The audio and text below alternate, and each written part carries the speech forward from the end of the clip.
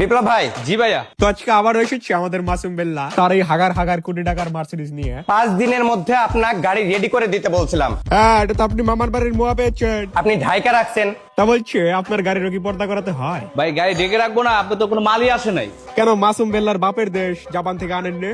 Japan থেকে মাল order করছি। ভাগ্য ভালো যে অ্যাক্সিডেন্টে আপনার বিচি দুইটার কোনো ক্ষয়ক্ষতি হয় নাই, না হলে সেগুলো আবার জাপান থেকে ইম্পোর্ট করা লাগতো। আমার কাজ ওকে, এখন মাল নিয়ে আসবো, গাড়ি ফিটিং করবো। আপনার মাল নিয়ে আসতে আসতে মাসুম ভাইয়া 70টা ভিডিও বানাবে, গাড়ি ভাঙার ভিডিও টাকা দিয়ে আরেকটি গাড়ি কিনতে পারবে। আপনি সুন্দর মতো গাড়ি ঢাইকা রাখছেন, বুঝলাম না। খোলা রেখে দিন ভাইয়া। ভাই এখন তো গাড়ি আল্লাহ, কোনো কাজই করেন নাই। আমার একটা রিকোয়েস্ট আছে, কোনোভাবে কি ইরান থেকে একটা মিসাইল এনে ওর গাড়ি সই করে ফাটিয়ে দেওয়া যায় না? ভাই কাজ হয়ে গেছে, গাড়ি কি ঠিক হয়ে গেছে না? মানে মাসুম ভাইয়া ফুটানি করতে পারছে না তো? আপনি মাল নিয়ে আসেন, জাস্ট মাল আনলে ফিট করবেন। হ্যাঁ, ফিট করবে, তারপরে আপনি ফুটানি শুরু করতে পারবেন। সব কাজই তোকে।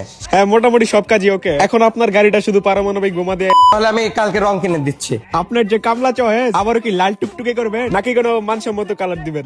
এগুলা তো কোনো প্রবলেম নাই, তাই না? কোনো প্রবলেম হয় না ভাই। বলেই দেখুন না, প্রবলেম থাকলে ভাইয়া জাপান থেকে এনে দিবে। ভাই মালের আমি জন্য বলছিলাম গাড়ি আমি বলছিলাম 5 দিনের মধ্যে আমার গাড়ি রেডি চাই। এত তাড়াতাড়ি ঠিক হলে কন্টেন্ট পাবেন কোথায়? 5 দিনের 5 দিনের মধ্যে। তো মালই তো আসে না জাপান থেকে। এটা কোনো কথা বললেন ভাইয়া? মাসুম ভাইয়ার বাপের দেশ, 5 দিনের ভিতরে মাল আনতে পারবেন না? জাপান থেকে মাল না আসলে আমি কি করব বলেন? এটা তো আমার দায়িত্ব, কিভাবে আনবো না আনবো। কমপক্ষে 250 বার বললেন জাপান থেকে এটা আনবেন ওটা আনবেন। যাই হোক, এমনি গাড়ি কন্ডিশন তো এখন দেখেই ভালো লাগতেছে ভাই। তাহলে এখনই পরীক্ষাটা দিতে চলে যান। যে গাড়ি এভাবে ধরবেন, এভাবে ছেড়ে দিবেন। বিষয়টা তো মাসুম ভাইয়ার কলিজাতে গিয়ে লাগলো। ঠিক আছে, ওকে। জি ভাই, ওকে। এখন তো হালকা কলিজাত লাগছে।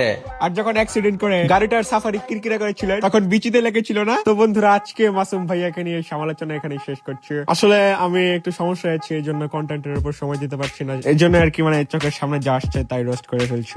দোয়া করবেন আমার জন্য যেন সবকিছু অতি তাড়াতাড়ি ঠিক হয়ে যায়, আপনাদের মাঝে আবার কামব্যাক করতে পারি। দেখা হচ্ছে পরের কোনো ভিডিওতে, ততক্ষণ পর্যন্ত বাই।